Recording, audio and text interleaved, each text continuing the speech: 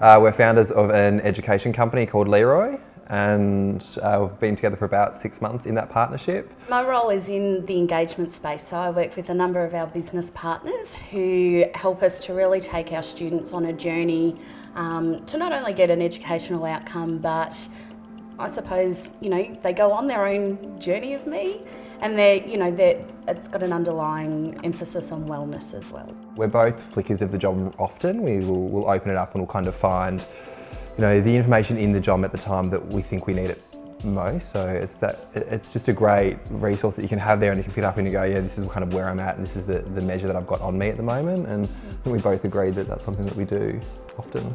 The journey of you is so many different parts of your life, and I think that's what the great part of the journey of me shows you and allows you to work on. One part of your life might be ticking along nicely, there might be another part that's got a little chink in the armour. It's a nice resource book to go to those key points. It's a journey of me because your journey never stops. There's no cure point. You don't come up with a problem and think, great, I'll work on that and I'm cured. You'll always have challenges, there'll always be triggers, and I think that you just get to a point where you learn how to deal with that. You know what will pop up for you, sometimes when it's going to pop up, and it's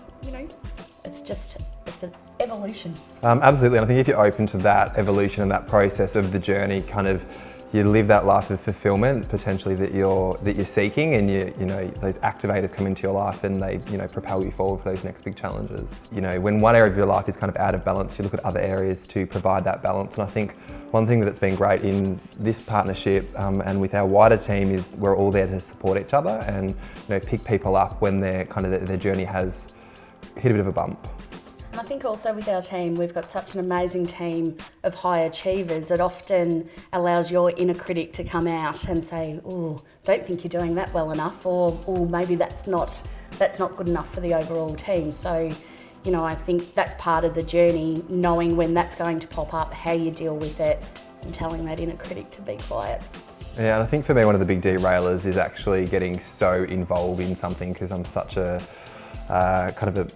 almost a perfectionist, that I absorb myself in one area of that wellness circle, and for me it's often work, and I get in this cycle and let other areas kind of fall away. So the level of accountability from co-founders like Al is to bring that back and create some of that balance as well. And being my best at work is actually about being my best outside of work, so for me it's about finding some of that balance.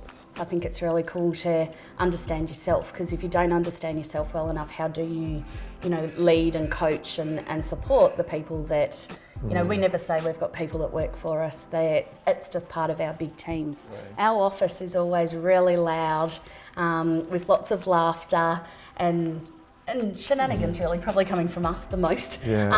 But I think that's also part of your wellness journey, is that if you've got a smile on your face, that you can portray that outwardly as well. So. And I think, on the back of that, we're in the office yesterday and someone's like, it's really quiet in here. I've gone, well, sometimes we do buckle down and do some work, not often, no. Yeah. But yeah, no, definitely if there's not laughter, there's definitely a high sense of focus, and I think that comes from the culture of high performance will help with that.